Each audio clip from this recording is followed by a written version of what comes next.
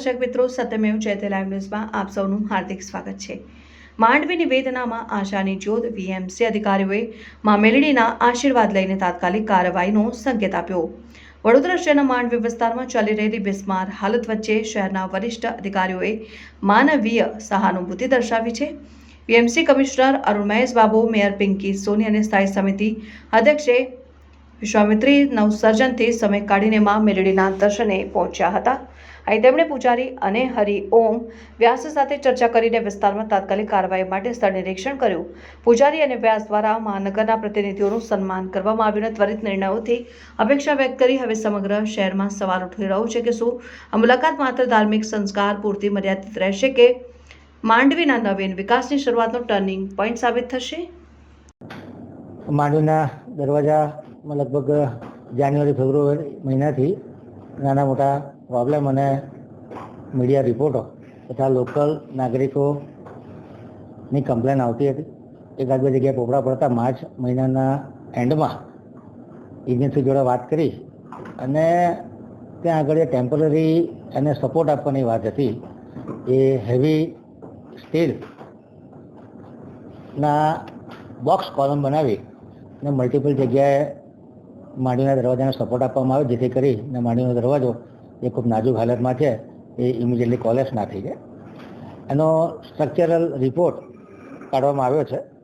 જે દેખીતો રીતે primary structural report છે એમાં સ્ટ્રક્ચરલ બ્રિટલ ફેલિયર કે એની પર પ્લાસ્ટર છે એનું જે પોપડા અને પાવડરી ફોર્મનું પ્લાસ્ટર થઈ ગયું છે। એમાં જે બ્રિક્સ એક્સપોઝ થઈ ગઈ છે। જે રીતના ફોર્સ છે એક્સિયલ ફોર્સ એટલે કે જે વર્ટિકલ ફોર્સ આવે અને જે શિયર ફોર્સ છે એના લીધે મલ્ટિપલ ક્રેક્સ પડી છે અને ફાઉન્ડેશનનું ડિફરન્શિયલ સેટલમેન્ટ એટલે અલગ અલગ જગ્યાએ ફાઉન્ડેશન પણ એને હલી ગયા છે। આ પ્રાઇમરી રિપોર્ટના આધારે વડોદરા શહેરનો માંડવી ગેટ અને એ સિવાયના બાકીના 4 દરવાજાના જે ઐતિહાસિક વારસાવાળી જે ઇમારત છે એનું જે ઐતિહાસિક સ્ટ્રક્ચર છે એ પણ મેન્ટેન થાય।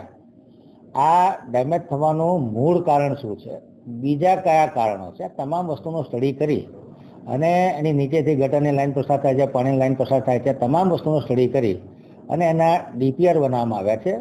આ 5 દરવાજા માંડવીના દરવાજાનો લગભગ 4 કરોડ રૂપિયાનો ખર્ચો છે કે જેમાં હેરિટેજ સ્ટ્રક્ચર કન્ઝર્વ થાય અને સાથે સાથે એની ડ્યુરેબિલિટી લાંબા ગાળા સુધી આ સ્ટ્રક્ચર સ્ટેબલ રહે એ પ્રમાણેનું આયોજન હાથ ધર્યું છે।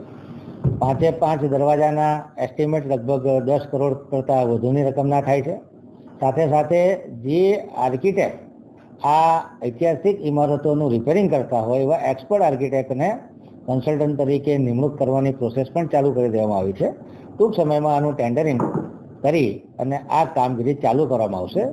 માંડવી દરવાજામાં જે ઇમરજન્સી કામ કરવાનું છે ઇમિડિયેટલી કરવામાં આવશે ને ત્યારબાદ જે એનું સ્ટ્રક્ચરલ સ્ટેબિલિટી માટેનું કામ છે એ પણ કરવામાં આવશે। સાથે સાથે 5 દરવાજાના રિપેરિંગનું કામ હાથમાં લેવામાં આવશે।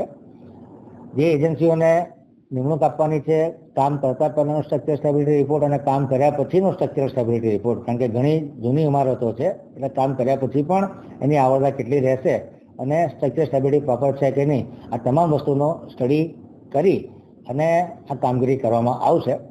કોર્પોરેશનનું તંત્ર સંવેદનશીલ છે। માર્ચ મહિનાના એન્ડમાં જ અને જે સપોર્ટ સિસ્ટમ લગાડતી હેવી MS સ્ટીલના જે બોક્સ કોલમ લગાડી અને સ્ટ્રક્ચરને સ્ટેબિલાઇઝ કરવામાં આવ્યું છે અને આવનારા દિવસોમાં આની ફાઇનલ કામગીરી કરવાનું પ્લાનિંગ છે।